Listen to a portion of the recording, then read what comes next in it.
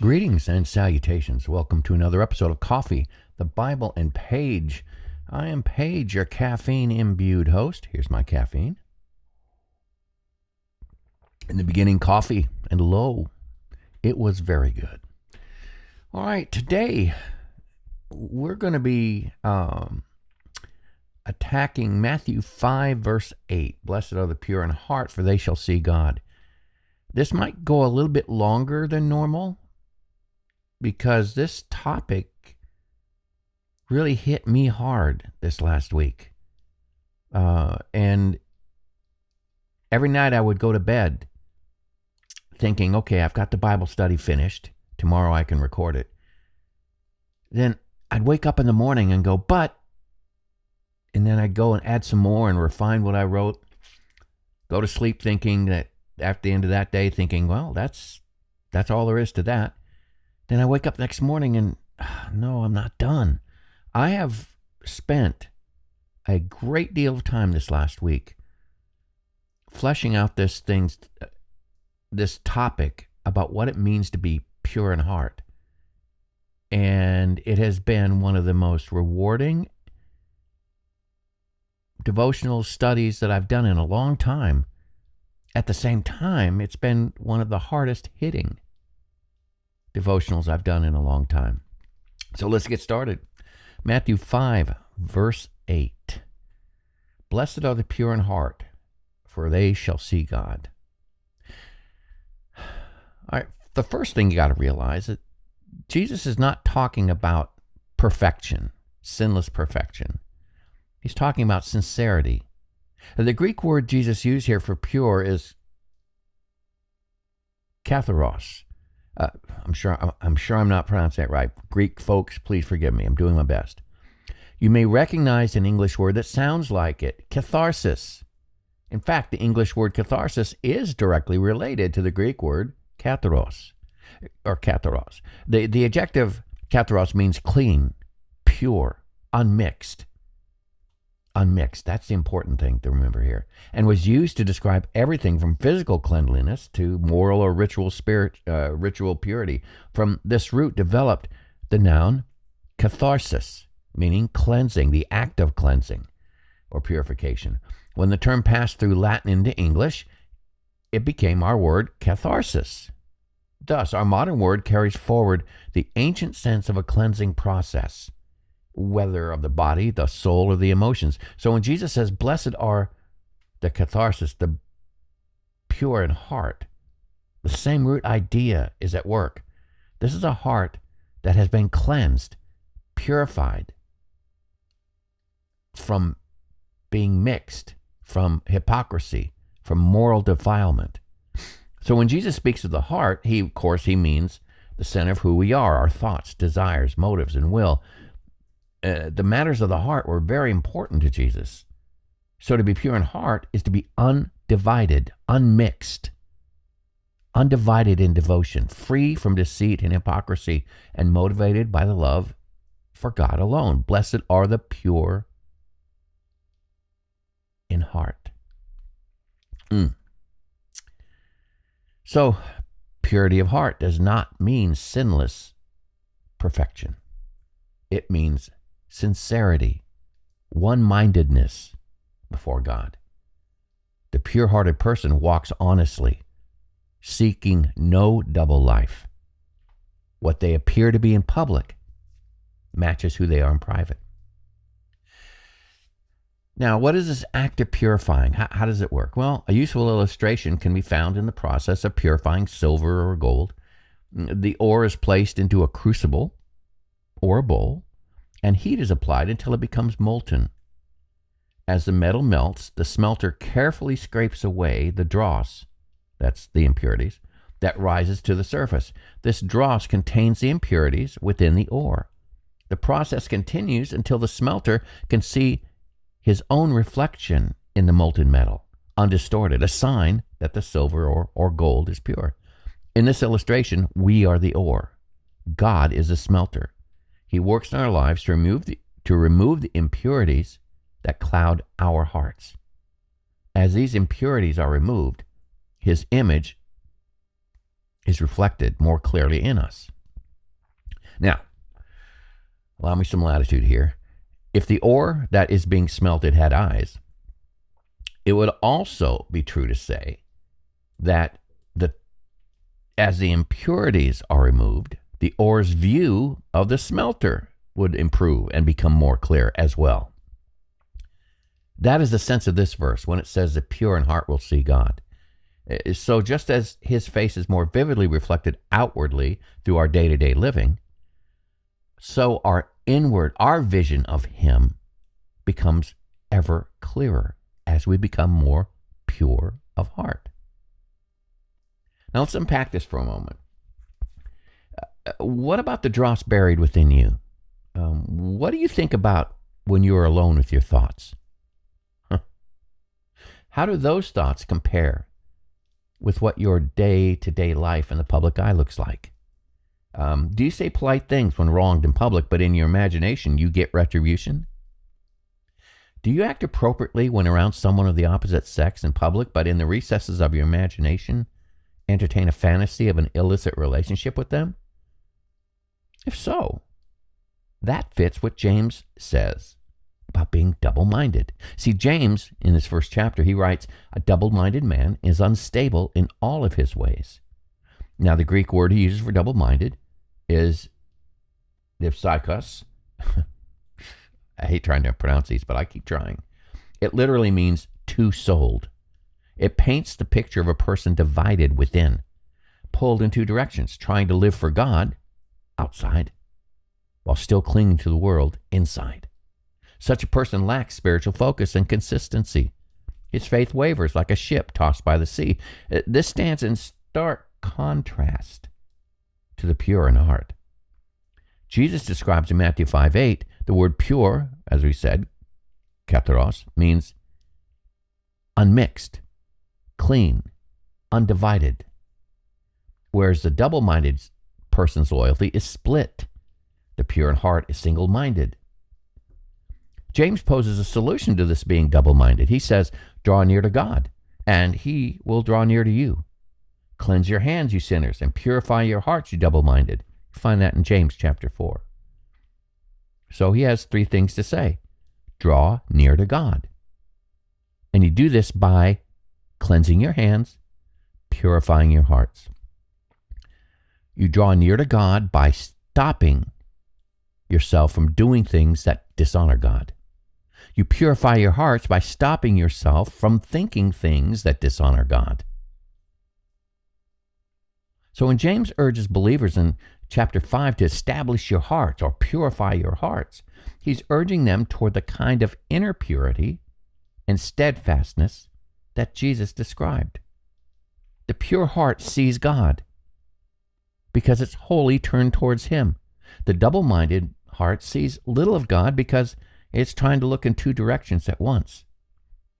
I'm a guitar teacher, and when I'm teaching kids strumming patterns and chords, it is inevitable that in the beginning they'll be playing a chord with their left hand, strumming with their right hand, and they're trying to see both things at once. And it's funny watching their heads snap back and forth, trying to catch both things at once. You can't do two things at once. You have to focus on one thing. Well, the double-minded heart is trying to play on both sides of the fence at the same time. Can't be done. In essence, James echoes and expands upon Jesus' beatitude. Purity of heart, undivided, steadfast devotion. That's the key to both spiritual stability now and the vision of God in eternity. Now, this might seem silly to some of you, but this is what hit me this week. When I think of applying this purity of heart thing to me, I have a 30-minute drive to work every day. Sometimes I play a game where in my imagination, I imagine I've won the lottery and I have $100 million. How would I divvy that money up between my family, friends, and my church? Even as I write this, I notice that the item church is the last item on that list. That should tell you something of my priorities at the moment. Oh, it's kind of embarrassing, actually. The other thing it tells me is that while in this fantasy of winning a huge amount of money, I'm generous. That fantasy page is different from the real page as it pertains to the much smaller amount of money that I'm actually entrusted with in my real life. Are you getting the idea? Are you beginning to see what Jesus is saying here? Let me repeat what I said earlier. The pure-hearted person walks honestly, seeking no double life. What they appear to be in public matches who they are in private. So what's the solution? Well, David writes in Psalms 51, "Create in me a clean heart, O God, and renew a right spirit within me." David knew, God, you have to do this. Create in me a clean heart. Why? Because my heart is not clean. Renew a right spirit within me. Why? Because I don't have a right spirit. I'm too connected to the world around me. Lord, create in me a clean heart. Now, this thought occurred to me the other day as I was pondering all of this. I don't know if someone famous has said it or if it's something I made up myself, but the thought occurred to me, show me a man's thought life, and I will know the true measure of a man. Scripture consistently teaches that a person's inner life, their thoughts, motives, and desires, reveal who they truly are. Proverbs 23 says, as he thinks in his heart, so is he. Jesus taught that what flows from within defines a person. Out of the abundance of the heart, the mouth speaks. Out of the heart come evil thoughts, murder, adultery, sexual immorality, theft, false testimony, slander. In other words, our thoughts shape our character, and our private meditations determine the direction of our lives long before our actions ever show it. To say, show me man's thought life and I'll know the true measure of a man, is to affirm that the hidden world of the mind is the truest reflection of one's soul. Somebody told me once that the definition of integrity is doing the right thing in private when no one else can see. That's the mark of a man who is not double-minded. The pure in heart, as Jesus described in Matthew 5, cultivate purity not only in outward behavior, but in inward thought. Their unseen meditations are aligned with God's truth, and because of that inward integrity, they will one day see God. Lord, give me a life on the inside, like the life you want me to live on the outside. Now, this promise to those who are pure in heart is staggering. They shall see God. Now, to see God means far more than simply just beholding his glory in heaven, though that glorious future is certainly included. The Greek word translated see is opsantai, derived from the word, I quit trying to pronounce these things. It's derived from a verb that means to see or to perceive. It's more than just physical sight. It's the ability to apprehend the meaning of what it is you're looking at. First, it's in the future tense, indicating that this vision of God is something yet to come, a promise awaiting fulfillment. We will see God. It looks forward to the eschatological hope of every believer, often called the beatific vision, the complete unveiled experience of God's presence in eternity when we see him after walking through death's door. There is that. Yet there is more. The verb is in the middle voice, a distinctly Greek nuance suggesting that the subject both performs and participates in the action. It's a reciprocal experience. As they behold him, they are themselves changed, as I mentioned previously concerning the process of smelting ore. The vision of God is not mere observation, but is transformation. In other words, they will see him and are even now seeing him in increasing fashion and are changed. This sheds beautiful light on the meaning of Matthew 5:8. The pure in heart are not passive spectators. They are active participants in divine revelation. Do you want to see God more in your life? Blessed are the pure in heart. Their inner purity opens their spiritual eyes to perceive God's presence now and in eternity. And in that seeing, they are shaped by what they behold. The blessing Jesus describes is not only future, but it's in the now, experiential. The pure heart perceives. And in perceiving, it becomes more like the one it sees. Do you want to see God more clearly? Become pure in heart. Chase after that. Chase after whatever it takes to purify your heart. 1 Corinthians 13:12 provides a really neat connection to Matthew 5:8. Paul writes, "For now we see only a reflection as in a mirror. Then we'll see face to face. Now I know in part. Then I shall know fully, even as I'm fully known." He captures it perfectly. We see bits and pieces in the here and now. We'll see the whole thing then, but we get bits and pieces now. Now, that does not denigrate what we're seeing now. Everything we see in the here and now shapes us and gives us hope for the then.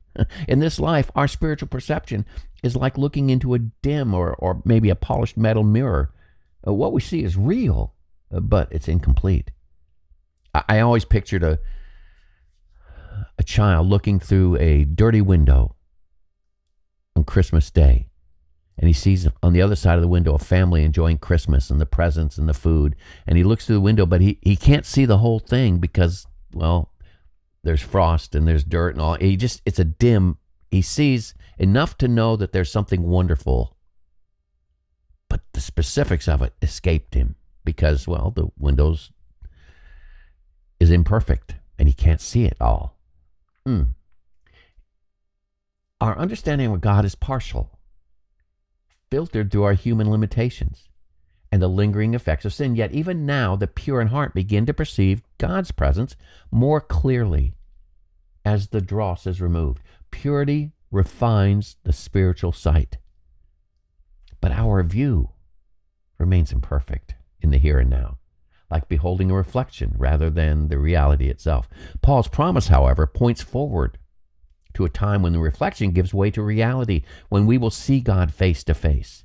That future vision will be full, unclouded, a complete and transforming encounter with the living God. This is the same hope that Jesus declares here when he says, "Blessed are the pure in heart, for they will see God." When these two passages are read together, a beautiful truth emerges. Seeing God is both a present spiritual experience and a future promise of an even more amazing experience. In the present, we glimpse him more and more through his word, through prayer, through the quiet illumination of the Holy Spirit. But one day, that partial vision will give way to the fullness of sight. The purity of heart cultivated now prepares us for that day when faith becomes sight, and we behold God not through reflection, but face to face. Yet, the blessings begins now. As our hearts are purified through honesty, through surrender and devotion, we grow in the ability to perceive God's presence, guidance, and beauty in our daily lives. This is the dross being removed a bit at a time. The purification of the heart sharpens our spiritual vision, allowing us to see him in Scripture, in prayer, and in the world around us in the now. Even as we await the ultimate fulfillment of this promise, we are invited to experience God now in ways that change us, mold us, and prepare us for the day when we will see him fully. A pure heart has clear spiritual sight. The fog of sin and selfishness no longer clouds the soul. Such a person begins to recognize God's hand in daily life, in his word, creation, even in the quiet movements of the Spirit within.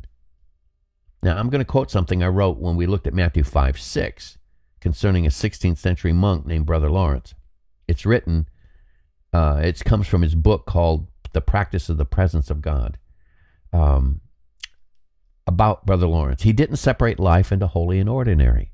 Washing dishes, mending sandals, stirring soup, each task became an act of worship when done with God and for God. The time of business, he said, does not with me differ from the time of prayer. His approach was wonderfully simple. He trained his heart to turn towards God throughout the day, a quiet thought, a whispered thank you, a brief glance heavenward. Yet, when his mind wandered, he didn't scold himself. He simply came back to God in love, like a child returning to the patient's side. The goal wasn't perfection, but presence. Not rigid discipline, but devotion. Brother Lawrence learned that the presence of God is not something we achieve. It's something we acknowledge. God's already there. We simply learn to notice him. Becoming pure in heart is beginning to learn to notice God. I love that distinction, that not rigid discipline, but devotion. Rigid discipline makes me think of forcing myself to do things I dislike because I must, because I know I have to, pushing through drudgery for the sake of a goal. Athletes often talk about this kind of discipline, doing what they hate to become the best. But there's another kind of person, far rarer, who approaches the same effort with a different spirit. They're devoted, not merely disciplined. Their actions aren't born out of grim duty, but out of love. I'm a fan of boxing, and two boxers, George Foreman, Marvin Hagler, huge fans of those two gentlemen. They were champions not only because of their training, but because they loved the craft itself. Even after the championship years had passed, they continued to train, not out of obligation, but because it was part of who they were. Foreman, even in his 70s, was known to hit the heavy bag every day. He didn't have to. He wanted to. That's the difference. Discipline forces the body, but devotion engages the heart. So what does this look like for me? How can I apply this to me? Well, in my younger years, I would force myself to read the Bible. Now, this is something I'm not proud of, what I'm about to share, but it happened. In my younger years, I would force myself to read the Bible, knowing it was something I needed to do. I would tackle huge sections at a time, racing to read the entire Bible in as short a period as possible. I was chasing a dream of preaching and teaching, so I convinced myself I had to master the text to prepare for that goal. Now, that sounds okay, right? Eventually, that approach burned out, and when I finally realized that God was not calling me to be a preacher and teacher for a church, I quit studying almost completely. Wow. Even now, years later, to say that bothers me. It says a lot about my motivation back then, what doesn't it? I didn't want to pursue God. I wanted to be a preacher or a teacher. I didn't read the Bible for what it would do to me. I read the Bible for what I could tell others to do. Today, my mornings look very different. I'm up between 4:30 and 6 a.m. Today, I got up at 5. Reading, studying, reflecting on the Bible. The difference isn't the discipline, it's the motivation. Today, I'm desperate to see God. I'm desperate to hear from him. Back then, my reading was more academic, focused on knowledge and presentation rather than listening for God's advice and his voice. I'm not saying that studying the Bible academically is wrong. Obviously, it's not. But my heart has shifted. Now I read and study to be transformed, to hear God more clearly. Back then, it was about appearing competent, perhaps even cool as a Bible teacher. This shift marks a small but real step forward in my purity of heart, where devotion, not obligation, drives the practices. Let's look at the spiritual progression of Beatitudes. I'm almost done here, but each Beatitude leans into the next. Our first Beatitude, blessed are the poor in spirit. That's recognizing our need for God, our spiritual poverty. Mourning, blessed are those who mourn. That's grieving our spiritual condition. Blessed are the meek. That's me surrendering my will to God's. Blessed are those who hunger for righteousness. I want God's character. That's the next step. I'm unsaved. I grieve over my sin. I bow my knee to God. And now I want more of God's character in my life. Then blessed are the merciful. That's the work of God going out of me into the world, showing God's heart to others. And now we're at blessed are the pure in heart, becoming undivided in love and loyalty. I'm almost 70 years old, and I'm ashamed to say I'm just now beginning to think about this. I'm hoping, it's my dream, that my family, my descendants, don't wait 70 years to begin to pursue God. See, by this point in these Beatitudes, Jesus is describing a believer whose heart's being transformed, no longer double-minded, but wholly God's. All right, remember James? We talked about him a bit, right? Purity of heart is both a pursuit and a blessing. James 4:8 calls us to actively draw near to God, cleansing our hearts of sin and divided loyalties, promising that he will meet us in our seeking. Matthew 5:8 says, well, the reward of this kind of purity is the blessed ability to see God. Let me say it another way. Matthew 5:8 tells us what happens as a result of becoming pure in heart. We'll see God. James tells us how to get to that point. Together, these verses remind us that intimacy with God begins with a heart fully devoted to him, repentant, single-minded, and surrendered, and that the one who pursues such purity experiences the profound joy of God's presence both now and forever.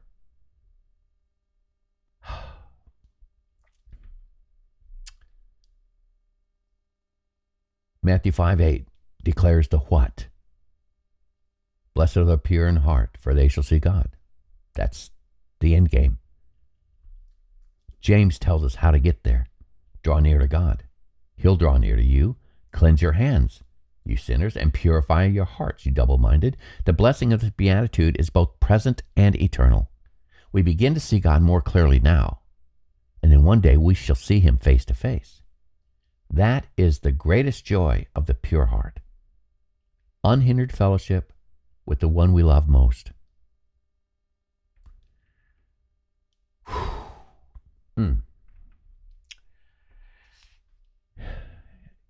That's a good place to stop. There's a lot to think about here. Blessed are the pure in heart. Wow, for they shall see God. Dear Jesus, may that be so in my life and in the life of everybody who's listening to these words at this moment.